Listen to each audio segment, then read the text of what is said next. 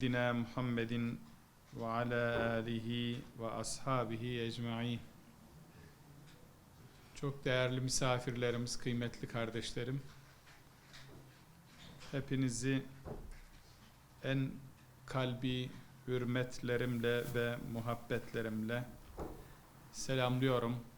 Sizlerle burada Diyanet İşleri Başkanlığımızda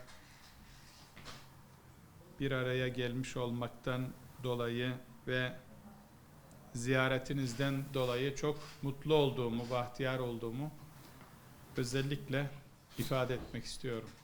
Evet, şu anda öyle duygu doluyum ki yani sizlerin burada olmuş olması, yani bizler işte Müslüman olarak doğmuşuz. Annemizden, babamızdan Müslüman doğmuşuz. Öyle devam ediyoruz. O yüzden kıymetini bilmiyoruz. Yani Müslümanlığın kıymetini bilmiyoruz. Esas Müslümanlığın değerini, kıymetini bilerek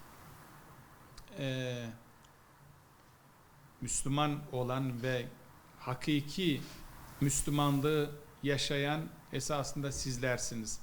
Ben sizleri tebrik ediyorum. Hatta bize dua etmenizi istiyorum. Kardeşlerim, İslam Hazreti Adem'le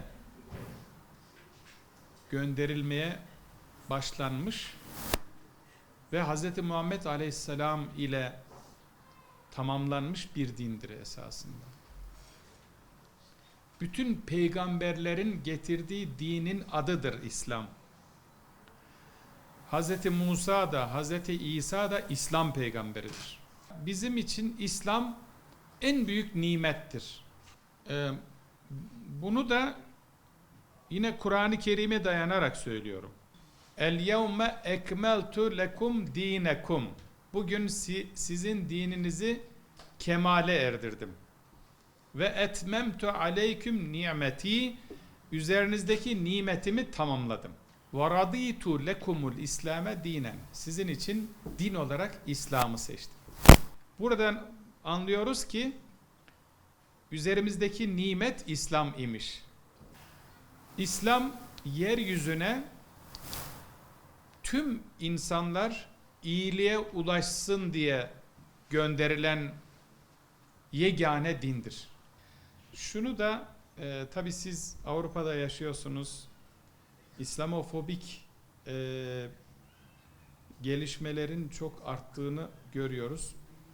Ben sizin vesilenizle İslamofobik hareketlerin azalacağına inanıyorum inşallah. İnşallah sizler İslam'ı çok daha iyi temsil edeceksiniz. Onu umuyorum. Sizi gören Müslümanlığa heves edecek inşallah. İslam mutlaka sığınılması gereken bir sığınaktır İslam. Çünkü İslam insanı baz alır. İnsanın inancı ne olursa olsun o insanı mutlu etme hedefini taşır İslam. Yani şurada Müslüman olanlarla olmayanlar dünyalık olarak hepsine o huzuru, o mutlu toplumu oluşturmayı hedefler İslam.